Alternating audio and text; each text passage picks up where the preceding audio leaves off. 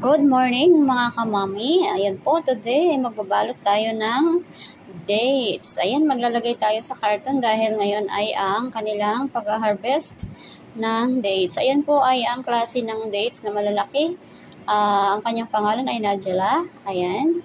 Ayan po siya. Ayan, tingnan niyo po. Matamis po yan siya. Masarap mga kamamshi.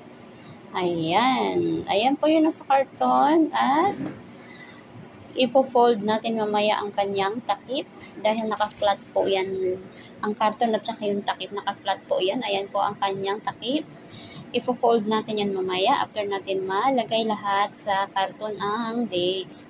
Ayan, pupunta po tayo sa ref at titingnan natin ang iba pang dates dahil ang sabi ng aking nanay, ilalagay daw sa ref para lumamig. Ayan, kaya hindi po natin na ilagay muna dahil kailangan daw ilagay sa ref para lumamig. Ayan po, pinasok si Trey, pinasok si Paldi. Ayan ang nangyari. Kaya hihintayin natin ng 30 minutes bago natin balutin lahat. Ayan po siya, yung hindi po pinasok sa ref. Pinahanginan natin ng aircon para lumamig siya. Para hindi daw siya mag-moist. Ayan. Para maganda daw ang mukha niya pag nasa freezer na. Ayan po.